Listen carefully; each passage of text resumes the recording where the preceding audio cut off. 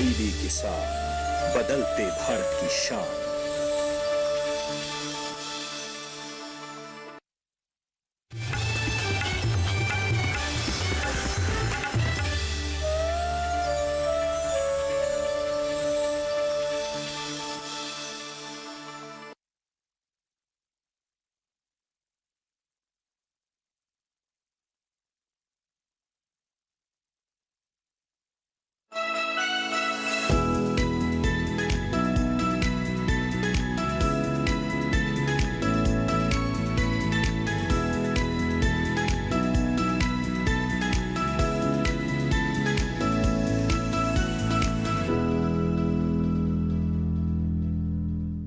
नमस्कार, आप देख रहे हैं दूरदर्शन किसान कार्यक्रम कृषि दर्शन में आप सभी का स्वागत है। मैं हूं ज्योत्सना टंडन।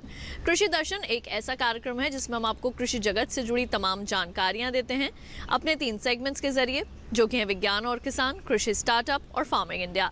इन तीनों ही सेगमेंट्स में होती हैं कुछ ऐसी खास जानकारियां जो कि आपके लिए काफी लाभदायक साबित हो सकती हैं। तो आइए अपने आज के कृषि दर्शन कार्यक्रम की शुरुआत करते हैं। तो आइए कार्यक्रम की शुरुआत करते हैं हमारे पहले सेगमेंट विज्ञान और किसान से। ठंडे इलाकों में खुद को गर्म रखने के लिए और खाना पकाने के लिए लोग उपलों का इस्तेमाल करते हैं, लेकिन उपलों से निकलने वाला धुआं भी हमारी सेहत को नुकसान पहुंचा सकता है। आपको बता दें कि करगिल के चांसकर में लोग उपलों का ज्यादा इस्तेमाल करते हैं, इसलिए कृषि विज्ञान केंद्र के कृषि वैज्ञानिकों ने वहां सौर ऊर्जा को बढ़ावा देने की कोशिश की है। आइए दिखाते हैं इसी पर आधारित एक खास रिपोर्ट। जांसकर दुनिया के सबसे ठंडे और शुष्क इलाकों में से एक है। ये इलाका समुद्र तल से 3500 मीटर से 6478 मीटर की ऊंचाई पर स्थित है और कश्मीर के दूर दराज इलाकों में गिना जाता है।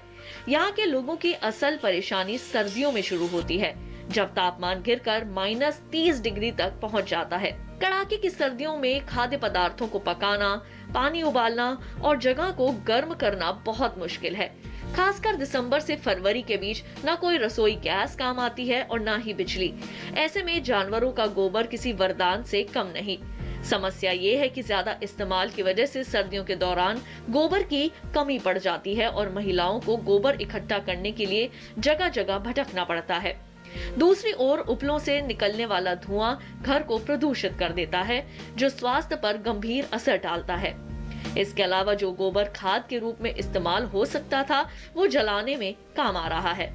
अच्छी बात यह है कि जांसकर में करीब 300 दिनों के लिए इस इलाके में धूप काफी तेज और खिली खिली होती है। वैज्ञानिक इस धूप को उपलों का बेहतर विकल्प बनाने की कोशिश कर रहे हैं। जांसकर में हालांकि कई संपन्न परिवारों ने निकासी ट्यूब मॉडल की सौर जल तापन प्रणाली स्थापित की है, लेकिन ये मॉडल सफल नहीं है क्योंकि सर्दियों में ट्यूब क्रैकिंग काफी आम है और उसकी मरम्मत मुश्किल होती है।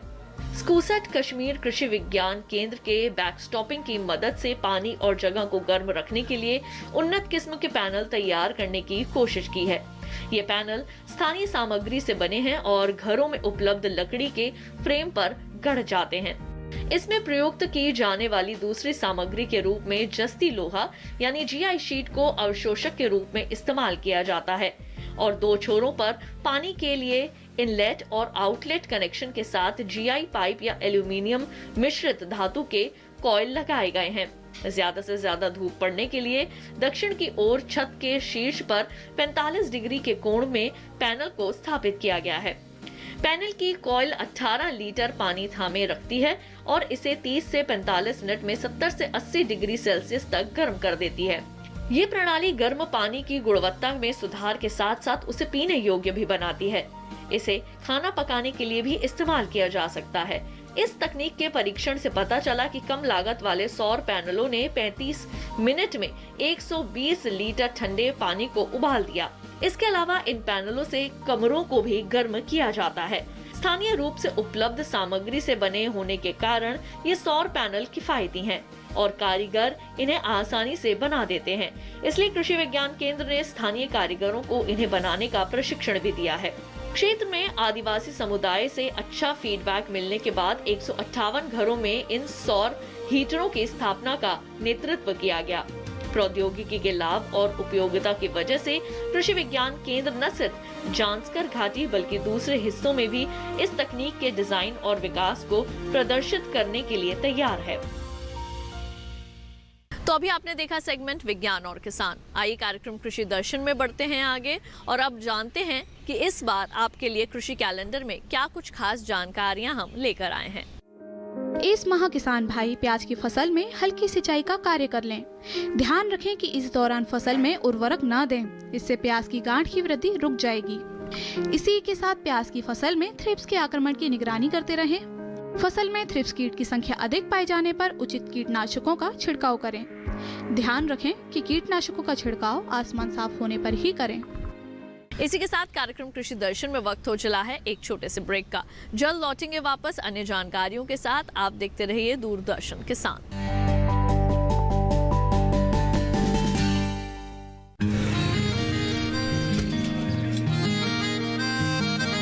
क्या बात है भाई, आजकल तो काफी खुश नजर आ रहे हो।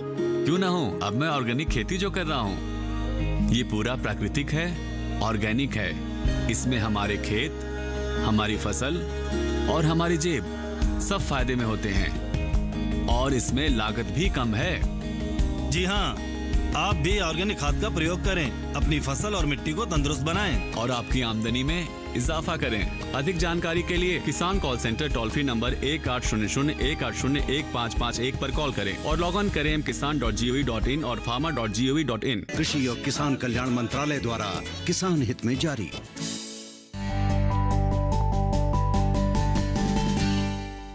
ब्रेक के बाद एक बार फिर आप सभी का स्वागत है कार्यक्रम कृषि दर्शन में। आइए कार्यक्रम में बढ़ते हैं आगे और अब देखते हैं सेगमेंट कृषि स्टार्टअप। किसान भाइयों बहनों, मोटे अनाज की खेती के साथ साथ अगर आप फलों की खेती भी करते हैं तो उससे भी अच्छा मुनाफा प्राप्त किया जा सकता है। अगर बड़े पैमाने पर फलों की खेती की जाए तो निश्चित तौर पर आप अपनी आमदनी में इजाफा कर सकते हैं। आज हम बात करते हैं अंगूर की खेती के बारे में। अंगूर एक ऐसी फसल है जिससे कि आप लगभग साल भर आय प्राप्त कर सकते हैं। आइए आज आपकी मुलाकात करवाते हैं एक ऐसे ही सफल किसान चिंतला वेंकट रेड्डी से, जिन्होंने बीज रहित अंगूर की खेती में अपार सफलता हासिल की, दूसरे किसानों के लिए मिसाल भी बने और इसके लिए इन्हें पद्मश्री पुरस्कार से सम्मानित भी किया गया।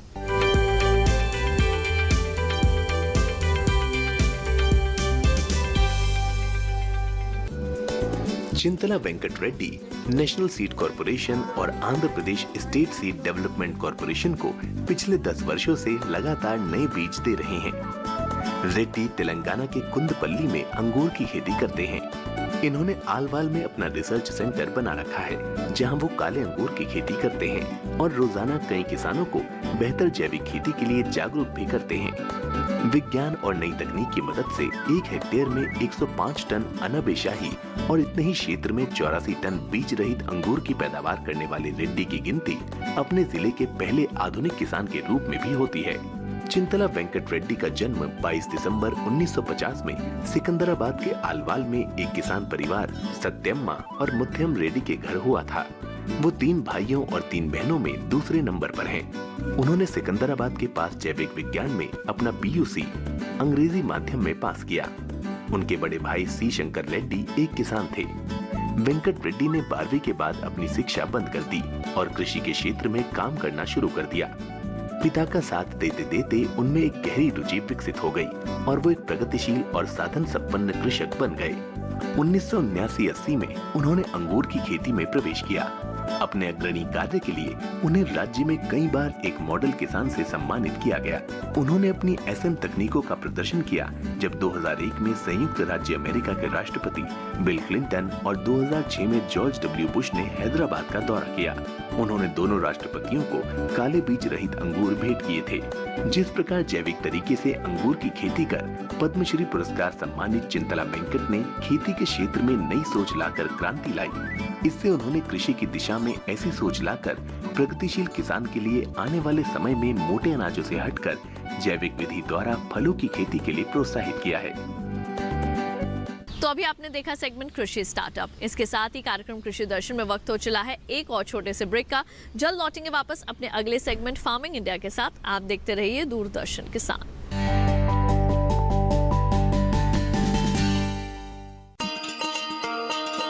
किसान भाइयों गांठ बांध लो, गांठ बांध लो, बहुत बहुत है काम की, समृद्धि के पैगाम की। मिट्टी के मिजाज को समझो, मिट्टी के हर राज को समझो, मिट्टी की तुम जांच कराओ, मुफ्त सॉइल हेल्थ कार्ड ले जाओ। कभी मुनासिब बीज लगाओ, सही किस्म की खाद ले आओ, जितनी जरूरी उतनी डालो, सही मात्रा खुद पहचानो, इसको अपना मंत्र बना लो, मिट्टी की सेहत को जानो। बात बहुत है काम की, कम लागत अधिक वरदान की। किसान भाइयों गांठ बांध लो, आज ही मिट्टी की जांच कराएं, राज्य सरकार के कृषि अधिकारी से संपर्क करें और मुफ्त में सॉइल हेल्थ कार्ड पाएं। कृषि और किसान कल्याण मंत्रालय द्वारा किसान हित में जारी। ब्रेक के बाद एक बार फिर आप सभी का स्वागत है कार्यक्रम कृषि दर्शन में। आइए कार्यक्रम में बढ़ते हैं आगे और अब देखते हैं सेगमेंट फार्मिंग इंडिया। किसान भाइयों बहनों, जल शक्ति मंत्रालय द्वारा वर्षा जल का संरक्षण करने हेतु और साथ ही साथ भूजल स्तर को बनाए रखने के लिए कई तरह के प्रयास किए जा रहे हैं और इसी के तहत कैच द रेन अभियान की भी शुरुआत की जा रही है। इसमें किस तरह से पानी की कम उपयोगिता में आप फसलों का अच्छा उत्पादन प्राप्त कर सकते हैं और कैच द रेन अभियान का कैसे लाभ प्राप्त कर सकते हैं, इसके बारे में तमाम जानकारी दी हमारे प्रधानमंत्री श्री नरेंद्र मोदी जी ने। आइए देखते हैं क्या कुछ कहा उन्होंने।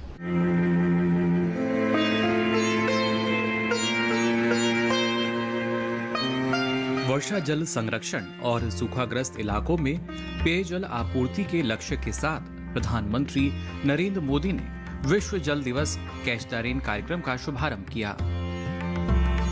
ये कार्यक्रम जल शक्ति अभियान के तहत वीडियो कॉन्फ्रेंसिंग के माध्यम से शुरू किया गया।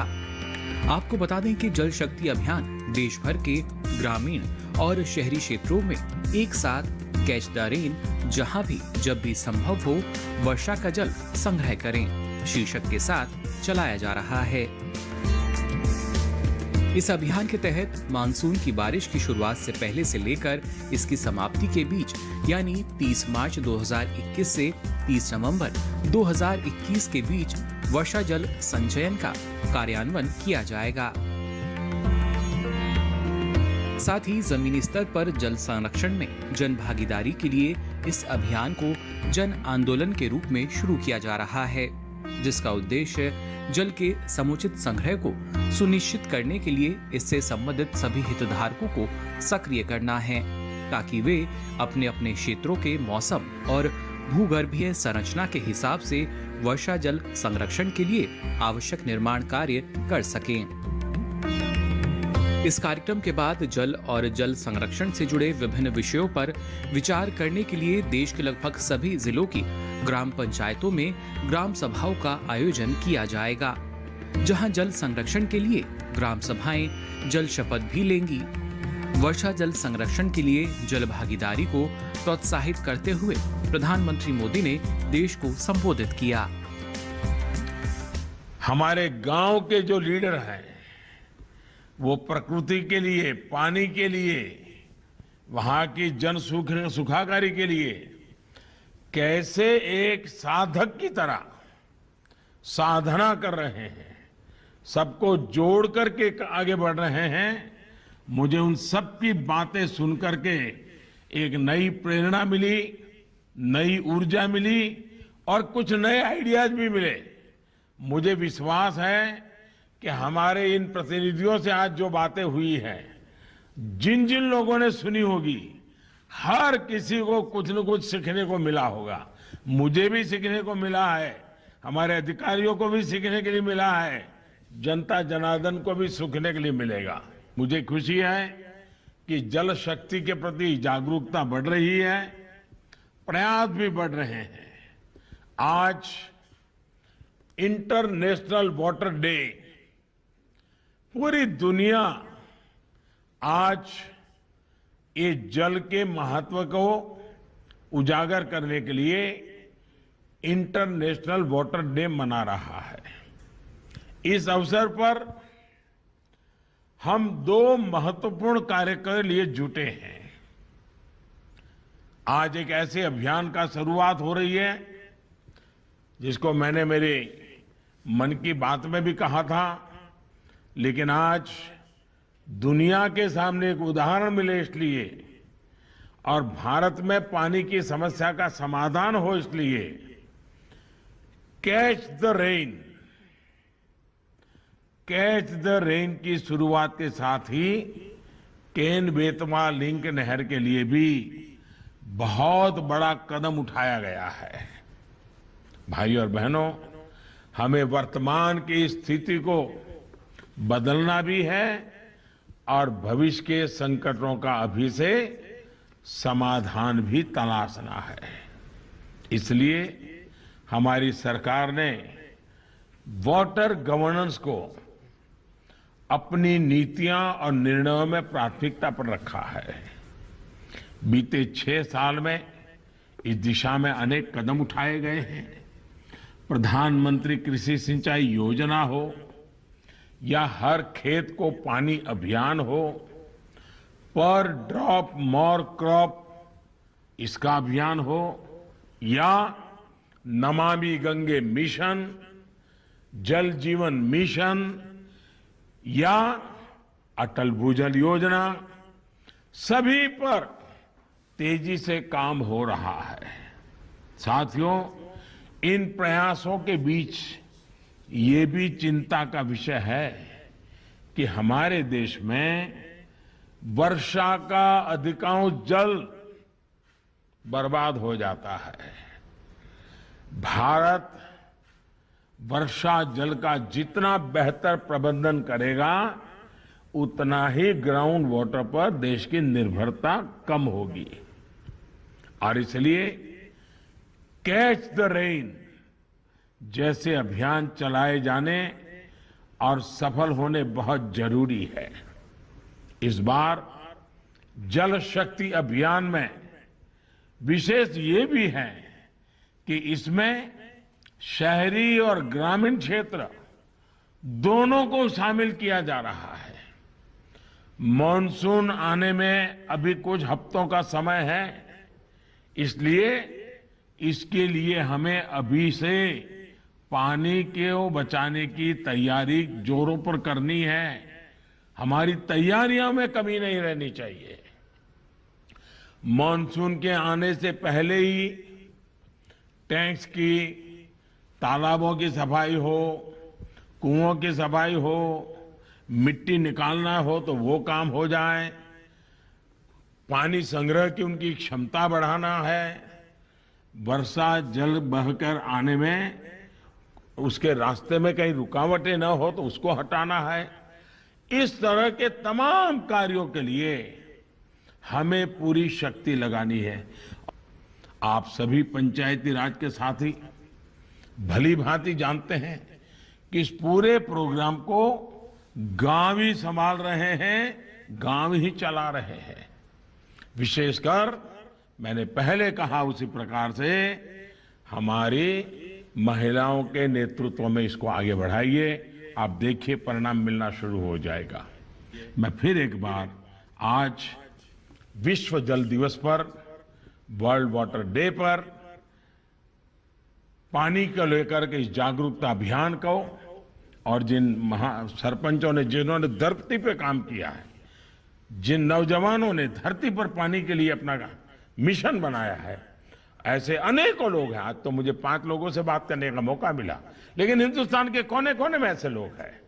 ऐसी सारी शक्तियों को नमन करते हुए आइए हम पानी के लिए प्रयास करें, पानी को बचाने के लिए हम सफल हो और पानी हमारे धरती को पानीदार बनाए, पानी हमारे जीवन को पानीदार बनाए, पानी हमारी अर्थव्यवस्था को पानीदार बनाए। हम एक ऊर्जा से भरा हुआ राष्ट्र बन के आगे बढ़े, इसी एक कल्पना के साथ आप सबका बहुत बहुत धन्यवाद।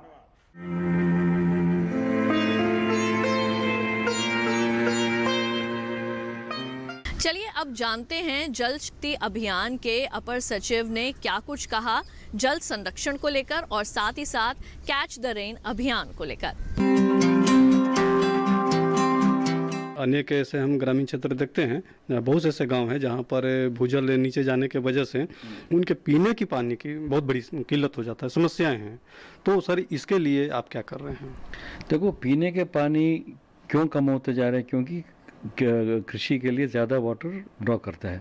तो अमेरिका, चाइना और मेक्सिको तीनों देशों से में जितना पानी हम वो लोग निकालते हैं, ग्राउंड वाटर निकालते हैं, उससे ज़्यादा पानी हमारे किसान इंडिया में निकालते हैं। इसके वजह से वाटर टेबल बहुत नीचे जा रहा है। इस मुद्दे को नज़र में रखे हुए हमने 2 कार्यक्रम कैंपेन शुरू किया था। एक तो सही फसल है, जिसमें हम फार्मर्स को बताते हैं कि आप ऐसे क्रॉप्स उगाएं जिसमें पानी की लागत कम हो, एक तो है। दूसरा, सप्लाई साइड में जैसे मैंने बताया, जितने भी पानी बारिश में आता है उसको संग्रह करके सप्लाई साइड मैनेज करने के लिए कोशिश कर रहे हैं। तो हमारा सबसे बड़ा समस्या इंडिया में है कि वाटर मैनेजमेंट का है, नॉट वाटर की कमी है। वाटर की कमी नहीं है, अगर हम वाटर को सही तरह से मैनेज करेंगे, डिमांड और सप्लाई को मैच करेंगे तो ये प्रॉब्लम नहीं होगा। ये अवेयरनेस पब्लिक में जाना है। उसमें सबसे बड़ी चीज़ है कि उनको पानी के प्रति रेस्पेक्ट होना चाहिए। तो वो रेस्पेक्ट बढ़ाने की कोशिश हम कर रहे हैं। समर टाइम में अप्रैल में जून, उसी में इसका नेचुरल बर्तन तैयार करके, जैसे मैंने बताया, कुआं को साफ़ करके या टैंक्स की गहरीकरण करके उसका वॉल्यूम बढ़ाने की कोशिश की। तो जब बारिश आएगी तो हमको पानी उसमें भरने के लिए सुविधा मिल जाएगा। अगर इस बार हमको ज़्यादा से ज़्यादा पानी हम संग्रह कर सकते हैं तो उसका फ़ायदा लोगों को मिलेंगे, क्योंकि उनका वाटर टेबल बढ़ जाएंगे, उनको कम पावर का मोटर इस्तेमाल करना पड़ता है और कम वाटर मॉइस्चर रहेंगे तो उनके वाटर की ज़रूरत भी कृषि के लिए कम रहेंगे। ये उनको पता चलेंगे। तो हम पहले अगर इस साल हम एक कोशिश करके ज़्यादा से ज़्यादा पानी संग्रह करके लोगों को ये महसूस किया जा सकता है कि ये पानी संग्रह करने से फ़ायदा है, तो अगले साल से वो करेंगे। ये हमारी उम्मीद है। तो अभी आपने देखा सेगमेंट फार्मिंग इंडिया। आइए कार्यक्रम कृषि दर्शन में बढ़ते हैं आगे और अब आपको जानकारी देते हैं एग्रीकल्चरल इंफ्रास्ट्रक्चर फंड के बारे में।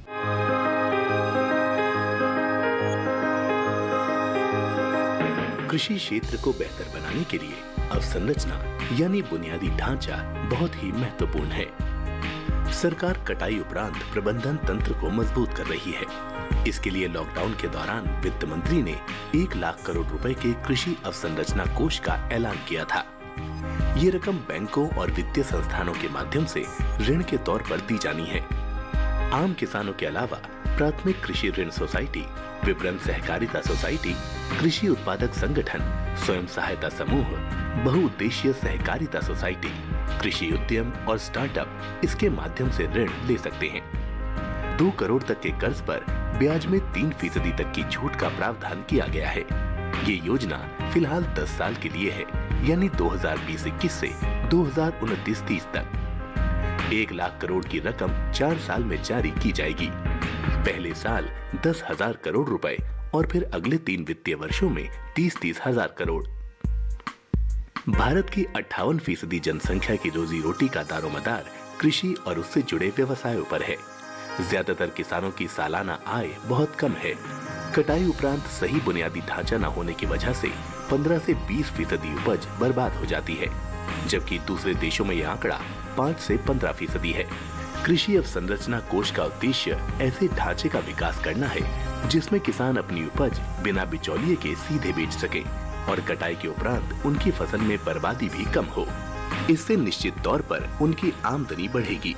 कृषि अवसंरचना कोष ग्रामीण क्षेत्रों में भंडार गृहों, शीत गृहों, पैक हाउस के निर्माण और उनके विकास के अलावा बाजार व्यवस्था को दुरुस्त करने पर खर्च होना है। साथ ही प्रसंस्करण इकाइयां भी इसका लाभ उठा सकती हैं। प्रसंस्करण से फसलों का मूल्यवर्धन होगा और भंडार गृहों के निर्माण से किसान को अपनी फसल रोक कर रखने में मदद मिलेगी। फसल को रोकने का फायदा ये होगा कि बाजार में जब भी बेहतर भाव होगा तब वो फसल बेच सकेंगे। घर बैठे ही अब आप अपने मोबाइल में ही खेती किसानी से जुड़ी तमाम जानकारियां इस ऐप के माध्यम से हासिल कर सकते हैं। तो क्या क्या लाभ हैं इस ऐप के, आइए जानते हैं।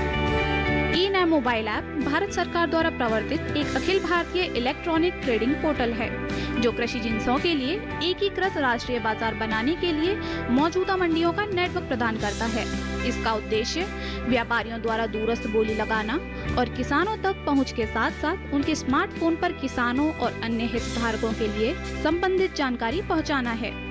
ई-नैम मोबाइल ऐप व्यापारियों द्वारा दूरस्थ बोली लगाने की सीमित सुविधाओं और ई-नैम पर व्यापार से संबंधित जानकारी देखने के साथ जारी किया गया है। इस मोबाइल ऐप में व्यापारियों के लिए सीमित कार्य उपलब्ध हैं। व्यापारी व्यापार के उपलब्ध स्लॉट के लिए बोली लगा सकते हैं। इसके अलावा एक नई बोली दर्ज कर सकते हैं या अंतिम बोली का मूल्य बदल सकते हैं। अब आइए चलते चलते एक नजर डाल लेते हैं ट्विटर प्लेट पर।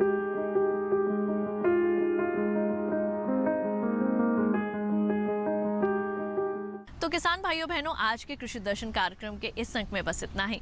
कृषि दर्शन आपका अपना कार्यक्रम है। इस कार्यक्रम के लिए अगर आप अपने कोई सुझाव देना चाहते हैं तो आप हमें पत्र लिख सकते हैं। हमारा पता है कृषि दर्शन, कमरा नंबर 58, CPC दूरदर्शन, खेलगांव, नई दिल्ली 110049। और अगर आप हमें ईमेल करना चाहते हैं तो हमारा ईमेल ID है krishidarshandddk@gmail.com। तो आज के लिए केवल इतना ही। मुझे दीजिए इजाजत। आप देखते रहिए दूरदर्शन किसान। नमस्कार।